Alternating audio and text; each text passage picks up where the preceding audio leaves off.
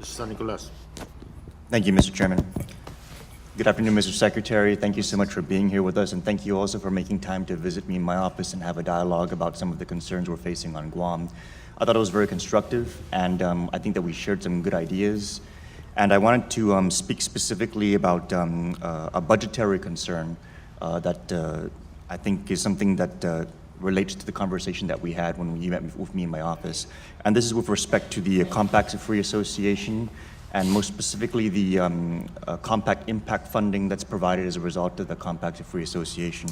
Recently, the Department of Interior published the recent counts of compact migrants, and I'm going to reference those numbers with respect to Guam's count and with respect to Hawaii's counts.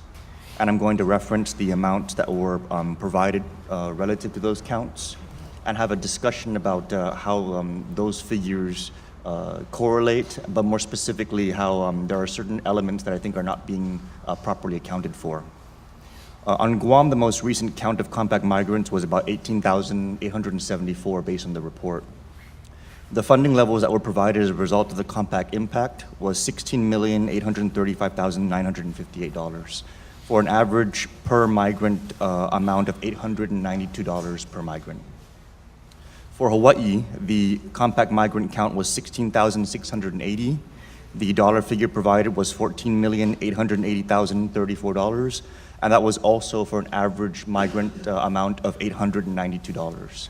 And so Guam and Hawaii are both receiving the same amount of compact impact in order to assist the local governments in handling the costs associated with hosting compact migrants as a result of the Treaty of the Compact of Free Association. However, there is one very distinct difference between Hawaii and Guam with respect to compact migrant costs, and that is the earned income tax credit. The earned income tax credit in Hawaii is actually funded by the U.S. Treasury, and so any compact migrant who qualifies for the earned income tax credit in their income tax filing, that's actually money that comes into Hawaii from the U.S. Treasury. On Guam, Guam has been absorbing the earned income tax credit liability since 2008. And so any migrant worker, as a result of the treaty, that's receiving the earned income tax credit is actually drawing those funds down from the Guam coffers. And so the $892 that's provided per migrant for Guam and for Hawaii, I'm assuming is formulaically based as determined by the department. But if that formula is also factoring in the economic contribution of the migrant worker, then the earned income tax credit liability of those migrant workers also needs to be factored in. And I don't think that that's something that this government has really paid attention to. When I brought this issue to the attention of your colleague, Mr. Mnuchin, during some questions I was asking him in my role in the Financial Services Committee, he was also taken by surprise with respect to that. And so, the question that I had for you, Mr. Secretary, is are you aware of whether or not the earned income tax credit liabilities are being factored into the formula for the determination of compact impact? So you raised this issue with me last week or the week before, and I don't have a good answer for you, but I am more than willing to either figure out if it should appropriately be factored in or if we need to work with Treasury on it. So I don't want to get into a question about the allocation of funds between two representatives, but it seems like an anomaly that maybe it's just not been thought of. Right.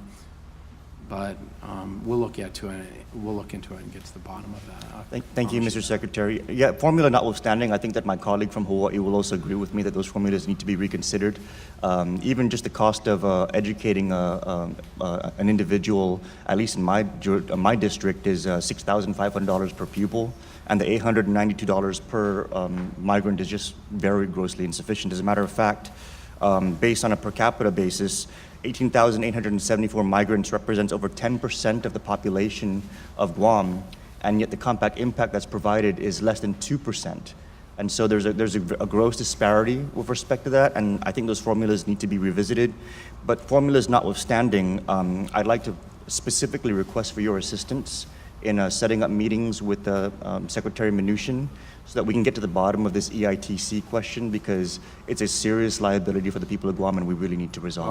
I will promise that we'll work with you and work with Treasury. I can't promise that we'll get the Secretary of Treasury, but we'll get somebody. All right. That's a commitment I'll make. Thank you, Mr. Secretary. I yield back.